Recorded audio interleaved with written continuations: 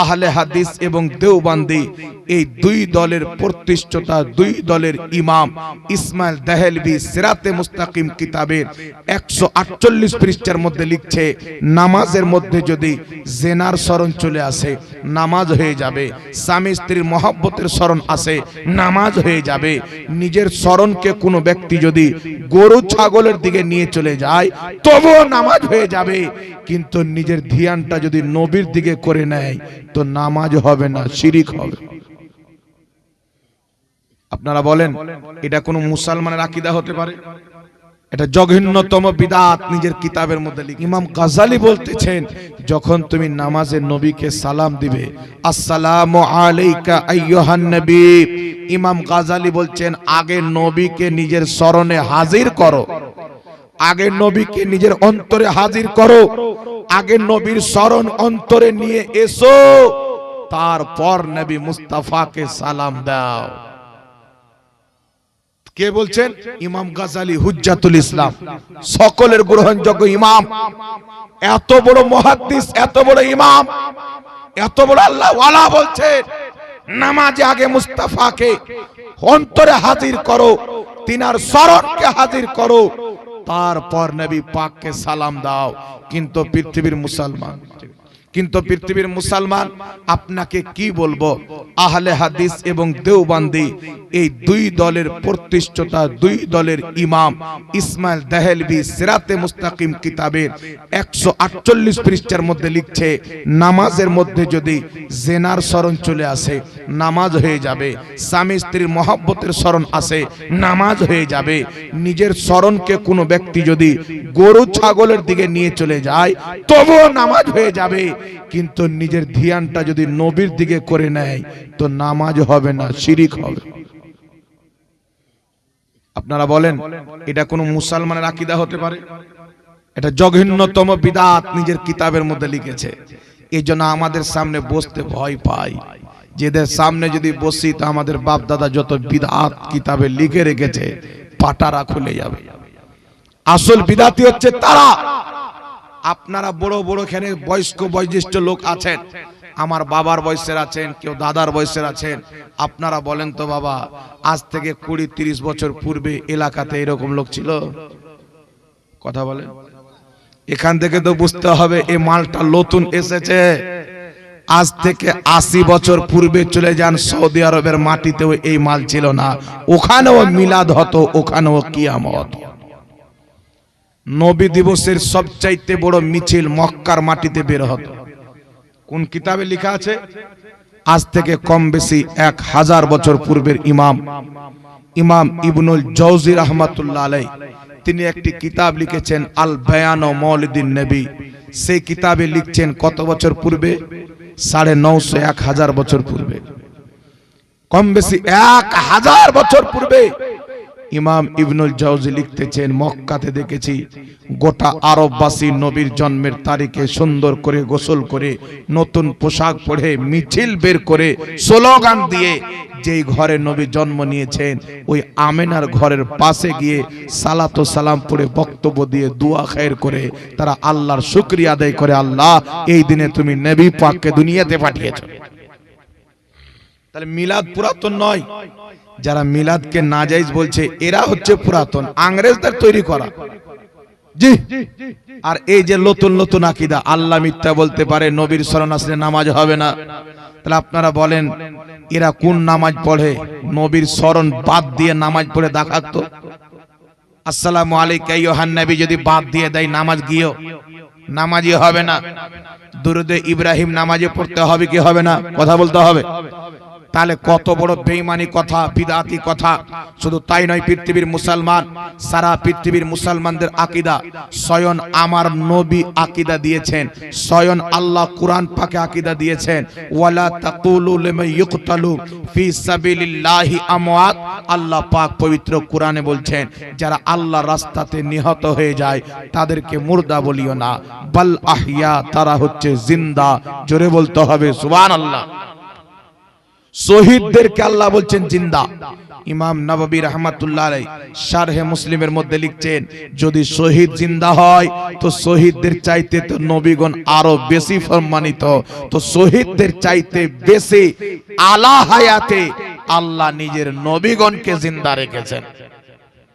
আমার আপনার নবী বলছেন, মুসনাদে বাজ্জারের সহিহ হাদিস, আল্লাহর নবী বলছেন, আল আম্বিয়া ও আহিয়াউন ফি কুবুরিহিম ইউসাল্লুন, আল্লাহর প্রত্যেক নবী নিজের কবরে জিন্দা নামাজ আদায় করে। সহিহ মুসলিমের হাদিস, রাসূল পাক বলছেন, মারারতু আলা মুসা ওয়া হুয়া ইউসাল্লি ফি কবরিহি, আমি মুসা নবীর কবরের পাশে দিয়ে গেলাম, তিনি নিজের কবরে নামাজ পড়ছিলেন। কায়েমুন ইউসাল্লি, দাঁড়িয়ে দাঁড়িয়ে নামাজ পড়ছিলেন। আমার আপনার নবী সাল্লাল্লাহু আলাইহি ওয়াসাল্লাম বলছেন, কিতাবটির নাম ইবনে মাজা, কিতাবটির নাম মিশকাতুল মাসাবি, 122 পৃষ্ঠার মধ্যে বলছেন, ইন্নাল্লাহা হাররামা আলাল আরদি আন তাকুলা আজসাদাল আম্বিয়া ফানাবিয়ুল্লাহি হাইয়ুন ইরযাকু, আল্লাহর নবী বলছেন, নিশ্চয় আল্লাহ জমিনের উপরে হারাম করে দিয়েছেন, জমিন কোন নবীর শরীরকে খেতে পারে না। আল্লাহর প্রত্যেক নবী জিন্দা, আল্লাহর পক্ষ থেকে রিজিক দেওয়া হয়। তারা নিজের কবরে নামাজ পড়ে, দাঁড়িয়ে দাঁড়িয়ে নামাজ পড়ে, রুকুও করে, সাজদাও করে, কোমাও করে, কিয়ামও করে। আল্লাহর নবী বলছেন, সহিহ মুসলিমের হাদিস, নবী পাক মক্কাতে দাঁড়িয়ে আছেন, হঠাৎ করে রাসূল পাক বলছেন, আমি এক্ষুনি মুসা নবীকে দেখলাম, তিনি তালবিয়া পাঠ করতেছিলেন। তালবিয়া কাকে বলে? লাব্বাইক লাব্বাইক আল্লাহুম্মা লাব্বাইক লা শারিকা লাকা লাব্বাইক ইন্নাল হামদা ওয়ান নি'মাতা, এই যে হাজিরা পাঠ করে এটাকে তালবিয়া বলা হয়। আমার আপনার নবী মুস্তাফা তালবিয়া পাঠ করছেন। আমার আপনার নবী মুস্তাফা বলছেন, আমি মুসা নবীকে দেখলাম, তিনি তালবিয়া পাঠ করছেন। সহিহ মুসলিমের হাদিস। এই হাদিসের ব্যাখ্যা করতে গিয়ে বিশ্ববিখ্যাত মুহাদ্দিস ইমাম নববী রাহমাতুল্লাহ আলাইহি নিজের কিতাব শারহে মুসলিমের মধ্যে বলছেন, এই হাদিস দ্বারা প্রমাণিত হলো নবীগণ ইন্তিকালের পর হজের মাসে নিজের কবর থেকে বেরিয়ে কাবার হজ করতে আসে। জোরে সুবহানাল্লাহ হবে না? নবীগণ নামাজ পড়ে, দাঁড়িয়ে দাঁড়িয়ে নামাজ পড়ে, আবার হজও করতে আসে। কিন্তু দেওবন্দি আহলে হাদিসদের ইমাম ইসমাইল দেহলভি তাকওয়াতুল ঈমানের 50 পৃষ্ঠার মধ্যে লিখছে, নবী মরে মাটির সাথে মিশে গেছে। বলেন এর চাইতে জঘন্য বিদাত কিছু আছে? এই জন্য কুত্তা জান্নাতে যাবে, কিতমির নামক কুকুর। যারা ওয়াহাবি মতের লোক, এরা কোনোদিন জান্নাতে যাবে না, লিখেলেন। আর আমি চ্যালেঞ্জ দিয়ে বলতেছি, যখন বলবে বুঝতে, আমরা বসার জন্য রেডি আছি আলহামদুলিল্লাহ। এই নাপাক আকীদা যারা বিশ্বাস করবে তারা চিরস্থায়ী জাহান্নামী হবে, আর যারা তাদের আকীদাকে না জেনে বুঝে তাদের দলে থাকবে, পথে থাকবে, এরা হচ্ছে গুমরা, আর গুমরাও জাহান্নামে যাবে। সুতরাং পৃথিবীর মুসলমান, বিদআত কাকে বলে?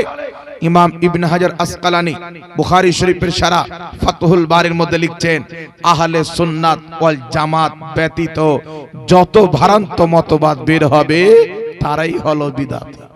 নতুন নতুন আকীদা তৈরি করা বিদআত।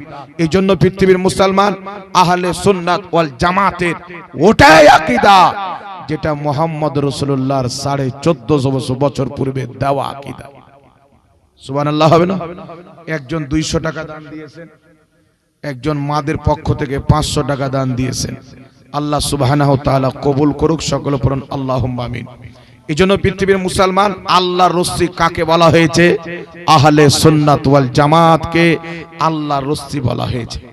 আমাদের রিসেন্টলি আমাদের সম্মুখে আপনার 3 দিন বা 4 দিন হলো একটা মহিনা গেল, যে মাসের নাম হচ্ছে রাজাবুল মুরাজ্জাব। রজবের মাস গেল কি গেল না? এই রজব মাসে আল্লাহ তাবারাক ওয়া তাআলা আমার আপনার নবী সাল্লাল্লাহু আলাইহি ওয়াসাল্লামকে মেরাজে ডেকেছিলেন। রজব মাসের কয় তারিখে মেরাজ হয়েছিল? 27 তারিখে। মনে রাখবেন, মেরাজের তারিখকে নিয়ে মুহাদ্দিসিনে কিরামের মধ্যে মতভেদ রয়েছে। তবে জামহুর মুহাদ্দিসিনে কিরামের মত হচ্ছে রাসূলুল্লাহর মেরাজ রজব মাসের 27 তারিখে হয়েছিল। আর যদি কোনো বিষয় নিয়ে মুহাদ্দিসিনে কিরামের নিকটে ইমামদের মধ্যে মতভেদ হয়, তো যেটা জামহুরের মত হবে, সংখ্যাগরিষ্ঠ মুহাদ্দিসিনের মত হবে, ওটাই প্রাধান্য হবে। ইমাম মোল্লা আলী কারি, ইমাম নববী, ইমাম কাজী আয়াজ ইনারা বলেছেন জামহুর মতে নবী পাকের মিরাজ রজব মাসের 27 তারিখে হয়েছে। সুবহানাল্লাহ হবে না? তো রজব মাসে রাসূল পাকের মিরাজ হয়েছে 27 তারিখে। আর নবী পাকের মিরাজের 3টা স্টেপ রয়েছে, 3টা সিঁড়ি। আল্লাহ কোরআনে বলছেন সুবহানাল্লাযী আসরা বিআবদিহি লাইলাম মিনাল মাসজিদিল হারাম ইলাল মাসজিদিল আকসা। আল্লাহ পাক কোরআনে বলছেন পবিত্র ওই জাত যিনি নিজের নবীকে মসজিদে হারাম থেকে মসজিদে আকসা পর্যন্ত শেয়ার করালেন। তো মসজিদে হারাম থেকে মসজিদে আকসা পর্যন্ত নবী গিয়েছেন মেরাজের রাতে। এটা যদি কোনো ব্যক্তি অস্বীকার করে সেই ব্যক্তি হবে কাফির, যতই নামাজ পড়ুক সে আর মুসলমান থাকবে না। তারপরে দ্বিতীয় ধাপই হচ্ছে নবী মুস্তাফা মসজিদে আকসাতে নামাজ পড়ানোর পর আসমান পর্যন্ত গিয়েছেন, 7 আসমান পর্যন্ত। এটাকে কোনো ব্যক্তি যদি অস্বীকার করে তাহলে সেই ব্যক্তি কাফির হবে না, সেই ব্যক্তি হবে বিদআতি, গুমরা, পথভ্রষ্ট। আর 7 আসমান থেকে আরশ লা মাকাব, কোথায় কোথায় কাহা কাহা আল্লাহ নিয়ে গেছেন, এটা যদি কোনো ব্যক্তি অস্বীকার করে সে গুমরাও হবে না, কাফিরও হবে না, চরম পর্যায়ের ফাসিক হবে, পাপী হবে, কবিরা গুনাহ হবে। আমরা আহলে সুন্নাত ওয়াল জামাত না আমরা কাফির হতে চাই, না আমরা ফাসিক হতে চাই, না গুমরা হতে চাই। আমরা তিনটা স্টেপকে বিশ্বাস করি, আমরা ঈমানদার মুমিন হতে চাই। না কি বলেন? এই জন্য আমার নবী মসজিদে হারাম থেকে আকসা পর্যন্ত গিয়েছেন, এটা আমাদের ঈমান। মসজিদে আকসা থেকে 7 আসমানের পাড়ি দিয়েছেন, এটাও আমাদের ঈমান। সেখান থেকে আল্লাহ যেখানে চেয়েছেন নিয়ে গিয়েছেন, যতদূর পর্যন্ত নিয়ে গেছেন আমরা সেটাও বিশ্বাস করি, এর প্রতি আমাদের ঈমান। এই জন্য আমরা ফাসিক হওয়া থেকেও বেঁচেছি আর গুমরাহ হওয়া থেকেও বেঁচেছি। আমরা ওটাই হয়েছি যেটা সাহাবায়ে কেরাম হয়েছে। এখন একটা কথা হচ্ছে, রজব মাসে দেখতে পাওয়া যায় আমাদের অনেক মা বোন বাবারা রোজা রাখে, মুরব্বী টাইপের বাবারা আছে, ইনাদের বাপ দাদারাকে দেখেছেন উনারাও রাখতেন রজব মাসের রোজা, যুগ যুগ থেকে মুসলমান রাখছেন। আচ্ছা বলেন তো বাবা, একজন ইমানদার বান্দা আমার আপনার মতন নয়, খাজা মঈনুদ্দিন চিশতির মতন ইমানদার, ইমামে হুসাইনের মতন ইমানদার, গৌসে আজম আব্দুল কাদের জিলানী রাহমাতুল্লাহ আলাইহির মতন ইমানদারকে যদি কোনো ব্যক্তি বলে যে এই দিকে 5 কুইন্টাল হীরা আর এই দিকে আল্লাহর দিদার, আপনি কোনটা নেবেন? তো যে ব্যক্তি ইমানদার হবে ও হীরার দিকে তাকাবে না, আল্লাহর দিদারের দিকে তাকাবে। না কি বলেন? সমগ্র দুনিয়াকে যদি এক দিকে রাখা হয় আর আল্লাহর দিদারকে যদি একদিকে রাখা হয়, তাহলে আল্লাহর দিদারই চাইবো আমরা। আমাদের উদ্দেশ্য তো আল্লাহ। আজ জালসা লাগিয়েছেন আল্লাহকে রাজি করার জন্য, মাদ্রাসা চালাচ্ছেন আল্লাহকে রাজি করার জন্য, দান দিয়েছেন আল্লাহকে রাজি করার জন্য, আমরা ঝাড়খণ্ড থেকে এখানে এসেছি আল্লাহকে রাজি করার জন্য। আলিম ওলামা মাদ্রাসায় আপনাদের দেখছেন, আমার ভাই মাওলানা কামাল উদ্দিন সাহেব মাদ্রাসায় পড়াচ্ছেন আল্লাহকে রাজি করার জন্য। মুসলমানের জীবনটাই তো আল্লাহকে রাজি করার জন্য কাটছেন। ঠান্ডার সময় উজু করে মসজিদে, গরমের টাইমে মসজিদে সাজদা করতে, হজ করতে, রোজা রাখতে, সব আল্লাহকে রাজি করার জন্য। তো যদি সেই আল্লাহর দিদার পাওয়া যায়, এর চাইতে বড় নিয়ামত আছে? জোরে বলতে হবে। তাহলে আল্লাহ তাবারাক ওয়া তাআলা নিজের নবীকে রজব মাসের 27 তারিখে 7 আসমান লামাকা পার করে আরশে আযামে নিজের কুরবে খাসে ডেকে আল্লাহ পাক নিজের দিদার করালছেন আমার আপনার নবীকে। আমরা খুশি না বেজার? জোরে বলতে হবে। তো আল্লাহর শুকরিয়া আদায় করার জন্য কেউ যদি রোজা রাখে কোনো সমস্যা আছে? এটা তো বিনা দলিলে, যদিও দলিল আছে, কোন ব্যক্তি যদি বিনা দলিলে বলে যে আমার নবী আল্লাহকে 27 রমজানে দেখতে গিয়েছেন, আল্লাহ দেখা দিয়েছেন, তাই আমি খুশিতে একটা রোজা রাখছি, 2টা রাখছি, এটাই জায়েজ হওয়ার দলিল। যে একটা নিয়ামতের শুকরিয়া আদায় করার জন্য রোজা রাখছেন, ভালো কথা, দলিলের দরকার নাই। কিন্তু পৃথিবীর মুসলমান ওয়াহাবি মত, আল্লাহর কসম খেয়ে বলি, আল্লাহর ইজ্জতের কসম খেয়ে বলি, ইহুদি নাসারা খ্রিস্টান চাইতে সব চাইতে বেশি ইসলামের ক্ষতি করেছে ওয়াহাবি মতবাদ, সব চাইতে বেশি। এরা মুসলমানকে লড়াবার মিশন চালায়, এরা মুসলমানের সমাজকে ভাঙার মিশন চালায়, এরা মুসলমানকে লড়ালড়ি মারামারি কাটাকাটি লাগার মিশন চালায়। এই জন্য পৃথিবীর মুসলমান এই জামাতের লোক এরা কি বলছে, রজব মাসে কোনো রোজা নাই, কেউ যদি রাখে তো জাহান্নামে যাবে। আচ্ছা বলেন তো বাবা, বছরে কদিন রোজা রাখা হারাম? 5 দিন। রোজার ঈদ যাকে ঈদুল ফিতর বলা হয়, আর কুরবানির ঈদ যাকে ঈদুল আযহা বলা হয়, তার পরাদিন এই 5 দিন রোজা রাখা হারাম, বাকি গোটা বছর রোজা রাখা যায়। তাহলে আজ যে ওয়াহাবি বলছে যে রজবে রোজা রাখা যাবে না, শাবানে রোজা রাখা যাবে না, এই আল্লাহর শরীয়তে 5 দিন ছাড়া 12 মাস রোজা রাখা যাবে, আর ওয়াহাবি বলছে এইগুলো মাসে রোজা রাখা যাবে না। তো এটা আল্লাহর শরীয়ত হলো না শয়তানের শরীয়ত হলো? এটা ইসলাম নয়। ইসলাম তো বলছে ঈদুল ফিতর, ঈদুল আযহা, তারপরের দিন এই 5 দিন তোমার জন্য রোজা রাখা নিষেধ। কারণ এই কটা দিন আল্লাহর পক্ষ থেকে মুমিনদেরকে দাওয়াত আছে কুরবানির মাংস খাওয়ার। আর 1 মাস যে রোজা রেখেছে, 1 মাস রোজা রেখে দিনে খায়নি, তাই ঈদের দিনটা আল্লাহ রোজা রাখা নাজায়েজ করে দিয়েছেন, যে আমার বান্দা এই ঈদের দিনে যা ইচ্ছা মন ভরে খাবে। তো 5টা দিন আল্লাহর পক্ষ থেকে দাওয়াত, রোজা রাখা যাবে না, বাকি আপনি যেই দিন রাখেন জায়েজ আছে। তো রজব মাসে রাখলে এটা নাজেজ আছে এরকম দলিল কিয়ামত পর্যন্ত কেউ দেখাতে পারে না। শাবানে রাখলে নাজেজ হবে কেউ দেখাতে পারে না। তবে আলহামদুলিল্লাহ রজব মাসের রোজার, শাবানের রোজার এক্সট্রা ফজিলত মুহাম্মদ রাসূলুল্লাহ বয়ান করেছে। কিতাবটির নাম হচ্ছে শুউবুল ঈমান, লেখকের নাম হচ্ছে ইমাম বাইহাকি। কিতাবটির নাম হচ্ছে ফাদাইলুল আওকাত, লেখকের নাম হচ্ছে ইমাম বাইহাকি। এই দুটি কিতাবে হাসান লে গায়রিহি সনদে ইমাম বাইহাকি রাহমাতুল্লাহ আলাইহি হাদিস নিয়েছেন। আর সালমান ফারসি এবং আরো একজন সাহাবী হযরতে আনাস, 2 জন সাহাবী বর্ণনা করেছেন। দয়ার নবী মুস্তাফা বলছেন রজব মাসে একটি তারিখ রয়েছেন, যে তারিখটি হচ্ছে রজবের 27 তারিখ। যেই ব্যক্তি এই তারিখে একটা রোজা রাখবে, আল্লাহ পাক তাকে 100 বছর রোজা রাখার সওয়াব দান করবে। সুবহানাল্লাহ। যে ব্যক্তি একটা রোজা রাখবে, আল্লাহ তাবারাক ওয়া তাআলা তাকে 100 বছর রোজা রাখার সওয়াব দান করবে। আর যে ব্যক্তি এই রাতের 1 রাত ইবাদত করবে, 100 বছর ইবাদত করার আল্লাহ তাকে সওয়াব দান করবে। তাহলে কেউ যদি রজবে রোজা রাখে লাভ আছে না লস আছে? তো আমরা যদি রোজা রাখি, মুসলমান যদি রোজা রাখে, তো দাড়িওয়ালা শয়তানের কেন পেটে ব্যথা? ও তো রোজা রাখছে, ও তো সুদ খায় না, ঘুষ খায় না, চুরি করে না, চামারি করে না, তো এই হারামখোরদের পেটে ব্যথা কেন হয় বাবা? কেন পেটে ব্যথা হয়? যদি আপনার এলাকায় কেউ বলে রজবের রোজা চলবে না, শাবানের রোজা চলবে না, একটু দয়া করে একবার আমাদের সাথে বসে দিয়েন তো, মেহেরবানি হবে আপনাদের। ও তো রোজা রাখবে, ওর বাপ যদি মরে যায় ও কবর থেকে উঠে রোজা রাখবে।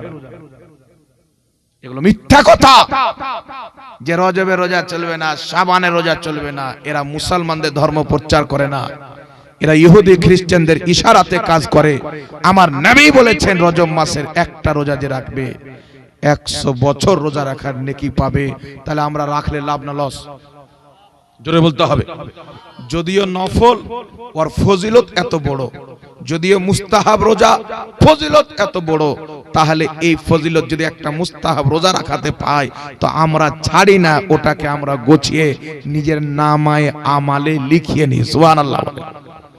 এখন শাবান মাসে রোজা রাখা চলবে কিনা? আগামীতে শাবান মাস আসছেন, এই মাসটার দিকে একটু টাচ মাওলানা সাহেরুল ইসলাম ভাই দিয়েছেন।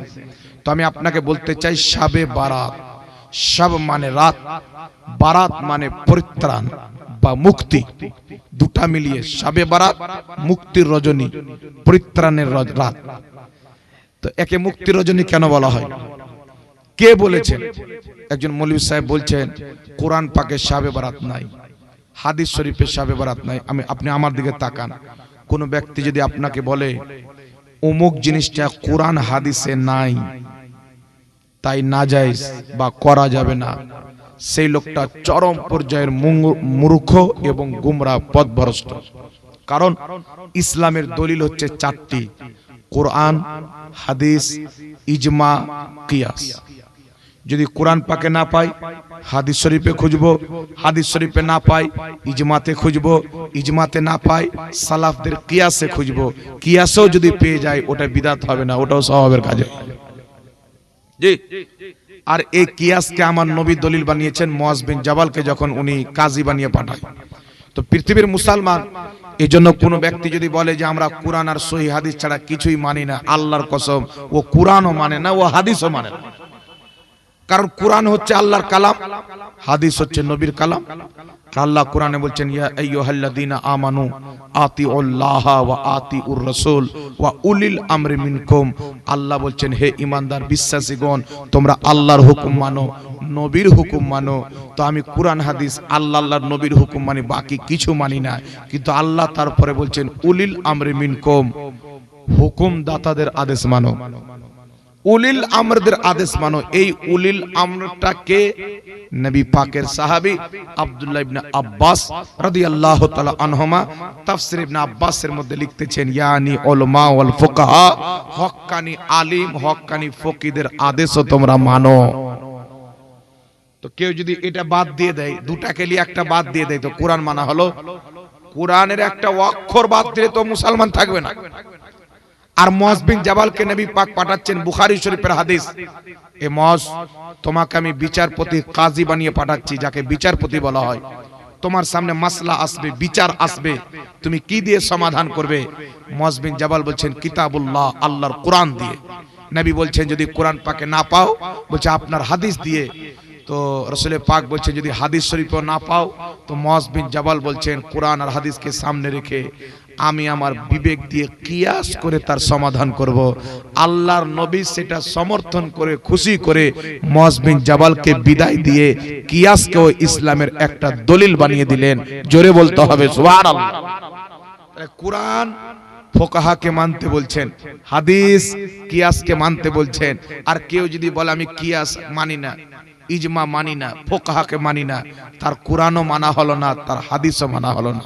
কোরআন হাদিস তারাই মানে যারা কোরআন হাদিসের সাথে সাথে ইজমা এবং কিয়াসকেও মানে। কথা বুঝতে পারছেন বাবা? জি। এই জন্য পৃথিবীর মুসলমান কেউ যদি বলে এটা কোরআন পাকে নাই, তো কোরআন পাকে তো আজান নাই বাবা, তাহলে আজান কি নাজায়েজ হয়ে যাবে? তখন আপনি কি বলবেন? কোরআন পাকে আজান নাই, তবে হাদিস শরীফের মধ্যে আছে।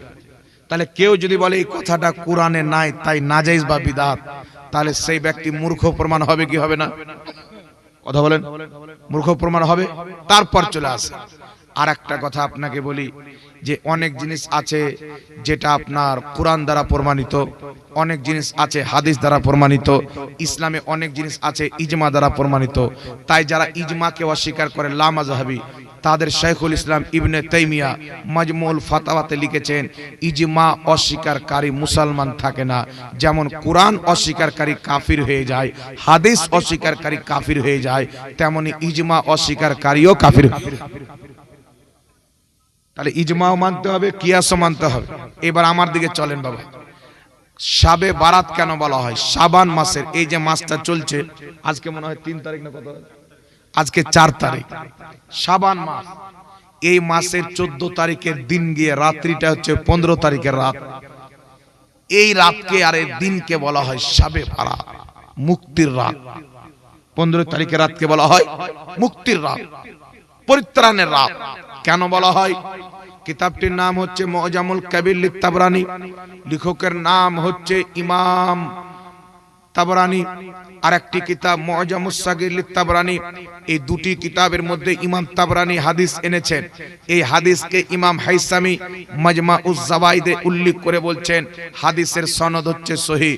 আর একটি হাদিস লা মাযহাবী যারা শাবে বারাত মানে না, তাদের ইমাম নাসিরউদ্দিন আলবানী সিলসিলায়ে আহাদিসে সহিহার প্রথম খণ্ডে উল্লেখ করেছেন। আমার কাছে কিতাবটি আলহামদুলিল্লাহ আছে। আর সেই হাদিসকে আলবানী নিজেই সহিহ বলেছেন। মুআজ বিন জাবাল জাবাল রাদিয়াল্লাহু তাআলা আনহু নবী পাকের সাহাবী বর্ণনা করছেন, আল্লাহর নবী ইরশাদ করেছেন, কি ইরশাদ করেছেন? শাবান মাসের মধ্যম রজনীতে আল্লাহ তাবারাক ওয়া তাআলা নিজের বান্দার প্রতি আত্মপ্রকাশ করেন যেমন তার শানের যোগ্য। সকাল পর্যন্ত আল্লাহ পাক নিজের বান্দাকে সারা রাত ডাক দিয়ে বলেন, কে আছো আমার কাছে ক্ষমা চাইবে, আমি তাকে ক্ষমা করে দিব। কে আছো আমার কাছে মাফি চাইবে, আমি তাকে মাফ করে দিব। হযরতে মুআজ বিন জাবাল রাদিয়াল্লাহু তাআলা আনহু বলতেছেন যে আল্লাহর নবী বলেছেন, হিংসুক এবং মুশরিক ছাড়া আল্লাহ পাক নিজের সমস্ত বান্দার সমস্ত গুনাহ ক্ষমা করে দেয়। সুবহানাল্লাহ হবে না? হিংসুক এবং যারা শিরিক করে, মূর্তি পূজা করে, চন্দ্র পূজা করে, আল্লাহ ছাড়া আল্লাহর তৈরিকৃত বস্তুর পূজা করে, তারা ব্যতীত আর হিংসুক ব্যতীত যারা এক অপরের হিংসা করে, এর বাড়ি ভালো হয়ে গেল, এর গাড়ি ভালো হয়ে গেল, এর প্রচার ভালো হয়ে গেল, এর মাদ্রাসা ভালো হয়ে গেল, হিংসা যারা করে এরা ব্যতীত আল্লাহ নিজের বান্দার সমস্ত গুনাহ ক্ষমা করে দেয়। কোন রাতে? শাবান মাসের মধ্যম রজনী। একটু সুবহানাল্লাহ জোরে হবে না? সুবহানাল্লাহ। এই মর্মে আমার জানা মতে 4টি সহিহ হাদিস এসেছে। কোন হাদিসে আছেন যারা ভাইয়ের সাথে হিংসা করে, ভাই হিংসা করে ভাইকে দেখে, আর যারা শিরিক করে তারা ছাড়া আল্লাহ সমস্ত সৃষ্টিকে ক্ষমা করে দেয়। এই জন্য পৃথিবীর মুসলমান এই রাত্রিকে মুসান্নাফে আব্দুর রাজ্জাক, কিতাবটির নাম হাদিসের কিতাব, ইমাম আব্দুর রাজ্জাক সানআনী রাহমাতুল্লাহ আলাইহি এই হাদিসের কিতাব লিখেছেন। ইমাম বুখারীর পূর্বের লেখা কিতাব। এই কিতাবে হাদিস এনেছেন হযরতে আব্দুল্লাহ ইবনে আব্বাস, নবী পাকের চাচাইতো ভাই। এই আপনার মধ্যম শাবানের রাত্রিকে তিনি বলেছেন লাইলাতুল বারাত, মুক্তির রজনী, যাকে ফার্সি ভাষাতে বলা হয় শাবে বারাত। জোরে বলতে হবে সুবহানাল্লাহ। নামাজ বলতে কোনো শব্দ কোরআন হাদিসে নাই, তাহলে নামাজ তো নাজায়েজ হবে না। রোজা বলতে কোনো শব্দ কোরআন হাদিসে নাই, তাহলে রোজা তো নাজায়েজ হবে না। নামাজের আরবি কোরআন হাদিসে আছে সালাত, রোজার আরবি কোরআন হাদিসে আছে সিয়াম, আর এর ফার্সি অনুবাদ হচ্ছে নামাজ রোজা। তেমনি শাবে বারাতের আরবি হাদিসে আছে লাইলাতুল বারাত, এর ফার্সি হচ্ছে শাবে বারাত। সুবহানাল্লাহ বলে। এই জন্য ইমাম বদরুদ্দিন আইনি বুখারী শরীফের সারা উমদাতুল কারিতে এই রাতকে লাইলাতুল বারাত অর্থাৎ শাবে বারাত বলেছেন। ইমাম মুল্লা আলী কারি মিশকাতের সারা মিরকাতে এই রাতকে লাইলাতুল বারাত অর্থাৎ শাবে বারাত বলেছেন। লা মাযহাবি আহলে হাদিস যারা শাবে বারাত মানে না, তাদের সবচাইতে বড় মুহাদ্দিস আব্দুর রহমান মুবারকপুরি তিরমিজির সারা তোহফাতুল আহওয়াজিতে এই রাতকে লাইলাতুল বারাত অর্থাৎ শাবে বারাত বলে আখ্যায়িত করেছেন।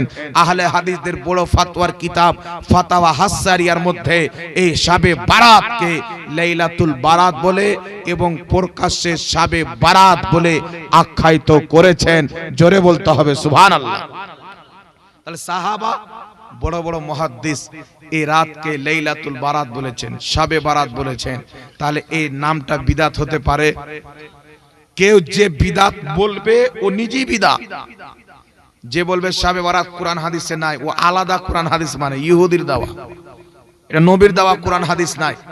আল্লাহর কসম কে বলি, সারা পৃথিবীর মৌলবি যদি একদিকে হয় আর খাজা মঈনুদ্দিন চিশতির মাননেওয়ালা একটা সুন্নি আলিম যদি একদিকে হয়, তো শাবে বারাতকে অবৈধ প্রমাণ করবে সারা পৃথিবীর মৌলবির হিম্মত নাই। কারণ এখানে তালওয়ার নিয়ে আর হাঁসুয়া নিয়ে কথা হবে না, দলিল নিয়ে কথা হবে। কটা হাদিস অস্বীকার করবে? এই জন্য পৃথিবীর মুসলমান যুগ যুগ থেকে মুসলমান এ রাত্রে ইবাদত করে, দিনের বেলা রোজা রাখে। এখন আপনাকে বলবো রাত্রে ইবাদত করা যাবে কিনা? একা একই করবেন না সবাই মিলে করবেন? দিনের বেলা রোজা রাখা যাবে কি যাবে না? এটা আমি বলবো না, চিন্তা করিয়েন না, এটাও দলিলের দ্বারাই আপনাকে বুঝাবো।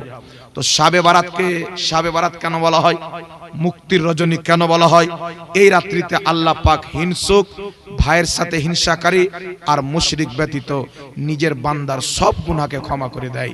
তাই এই রাত্রিকে সাহাবা এবং মুহাদ্দিসিনে কেরাম লাইলাতুল বারাত মুক্তির রজনী বলেছেন, যাকে ফার্সিতে বলা হয় শাবে বারাত। কথা বুঝতে পারছেন? এই জন্য বলা হয়।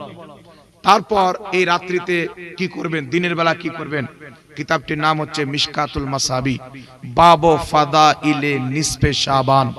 শাবান মাসের অর্ধেক তারিখের রজনীর ফজিলতের প্রতি একটা চ্যাপ্টার সাহেবে মিশকাত বেনেছেন, আর সেখানে হাদিস এনেছেন। তারপরে সহিহ ইবনে হিব্বান সহ আরো অনেক কিতাবে এই হাদিসটা এসেছেন। রাসূল পাক বলছেন, যখন শাবান মাসের মধ্যম তারিখ চলে আসবে, আল্লাহর নবী বলছেন, কুমু লাইলাহা, তোমরা রাত্রিবেলা নামাজ পড়বেন, ওয়া সুমু নাহারাহা, এবং তোমরা দিনের বেলা রোজা রাখবে। সুবহানাল্লাহ। আল্লাহর নবী বলছেন, কুমু লাইলাহা, শবে বরাতের রাত্রিতে তোমরা কি করবে? নামাজ পড়বে। ওয়াসুমু নাহারাহা, দিনের বেলা তোমরা রোজা রাখবে। এখন নবী পাক বলছেন, রাত্রে ইবাদত করবে, দিনে রোজা রাখবে। তো কেউ যদি ইবাদত করে, রোজা রাখে, এটা নাজায়েজ হবে না নেকির কাজ হবে? জোরে বলতে হবে। আর যে মৌলবি বলছে এটা কোনো হাদিসে নাই, ও হাদিস পড়বে তেবি তো পাবে। একজন চোর যদি নিজের নাম নমাজি রেখে দেয়, তো আর নামাজি হয়ে যাবে নাকি? কথা বলেন। একজন চোর নিজের নাম রেখে দিয়েছে নমাজি, একজন সুদখোর নিজের নাম রেখেছে হালাল শেখ, তো হালাল হয়ে যাবে? তো কেউ যদি নিজের নাম আহলে হাদিস রেখে দেয়, তো হাদিস বুঝে নিবে? ওদের 1000% মৌলবীর মধ্যে 999% মৌলবী বাংলা পড়ে বক্তব্য দেয়, আরবি কিতাব পড়তে জানে না, জাহিল। আর এরাই মানুষকে বলবে শাবে বারাত নাই। তো যারা শাবে বারাত বিশ্বাস করে না, এরা নবী পাকের হাদিসকে মানে না, এরা আহলে হাদিস নাম দিয়েছে ইংরেজদের দেওয়া নাম, নবী মুস্তাফার দেওয়া নাম। এবার আপনাকে বলি, শাবে বারাতের রোজা আপনি রাখবেন, কটা রাখবেন? 1টা 2টা 3টা পর্যন্ত রাখেন। নবী পাক বলেছেন, প্রত্যেক মহিনাতে 3টা যে ব্যক্তি রোজা রাখলো, সেই ব্যক্তি পুরা মহিনা রোজা রাখার সওয়াব পাবে। সুবহানাল্লাহ হবে না? আল্লাহর নবী বলেছেন, যেই ব্যক্তি প্রত্যেক মাসে 3টা করে রোজা রাখবে, সেই ব্যক্তি যে এক মাসে 3টা রাখলো, পুরা মাস রোজা রাখলো। আর এক মাসে 3টা রাখলো, পুরা মাস রোজা রাখলো। আর শাবে বারাতের মেহনাতেও 3টা রোজা রাখলেন, মানে পুরো মাসে রোজা রাখার সওয়াব পাবেন। আর শাবে বারাতের রাত্রি দিনের বেলা রোজা রাখবেন, আর এক্সট্রা ফজিলত নবী পাক বয়ান করেছেন। নবী পাক বলেছেন, তোমরা সুমু নাহারাহা, দিনের বেলা তোমরা রোজা রাখো। এখন কিছু আহলে হাদিস লা মাযহাবি ওয়াহাবি মৌলবি বলে যে শাবে বারাতে রোজা রাখা বিদআত। কিন্তু বাবা, আমি জানতাম এরা কোরআন হাদিস পড়ে না, এখন বুঝতে পারছি এরা নিজের বাপ দাদার কিতাবও পড়ে না। আহলে হাদিসদের সবচাইতে বড় মুফতি আব্দুল্লাহ রুপড়ি নিজের ফাতোয়ার কিতাবটির নাম হচ্ছে ফাতাওয়া আহলে হাদিস। আমার গাড়ির ডিগ্গিতে এখন কিতাবটি রাখা আছে। সেই কিতাবের মধ্যে তাকে প্রশ্ন করা হলো, শাবে বারাতে রোজা রাখা জায়েজ না নাজায়েজ? অনেকেও হাদিসটাকে জয়ীফ বলে। তো আব্দুল্লাহ রুপড়ি উত্তরে বলছে, আহলে হাদিসদের বড় মুফতি, শাবে বারাত কা রোজা রাখনা আফজাল है, শাবে বারাতে রোজা রাখা অতি উত্তম মুস্তাহাব। সুবহানাল্লাহ হবে না? তারপরে কিছু কিছু লোক বলে হাদিসটি জয়ীফ। তো আব্দুল্লাহ রুপড়ি উত্তরে বলছেন, হাদিস যদি জয়ীফ হয়, তো জয়ীফ হাদিসও আমল করা মুস্তাহাব। জোরে বলতে হবে সুবহানাল্লাহ। তারপরে তাদের দ্বিতীয় কিতাব ফাতাওয়া হাসারিয়া, আহলে হাদিস লা মাযহাবি ভাইদের কিতাব। এই ফাতাওয়া হাসারিয়ার মধ্যে তাদের বড় মুফতি মুহাদ্দিস লিখতেছেন, শাবে বারাতে রোজাকে বিদআত বলা যাবে না, শাবে বারাতে রোজা রাখা হচ্ছে মুস্তাহাব। আর শাবে বারাতে কেউ চাইলে 1টা রাখতে পারে, কেউ চাইলে 2টা রাখতে পারে, কেউ চাইলে 3টা রোজা রাখতে পারে। শাবে বারাতকে কেন্দ্র করে যদি রোজা রাখে, এর বিদআত হওয়ার কোনো চান্স নাই। কারণ রাসূল পাক বলেছেন, সুমু নাহারাহা, দিনের বেলা তোমরা রোজা রাখো। জোরে বলতে হবে সুবহানাল্লাহ।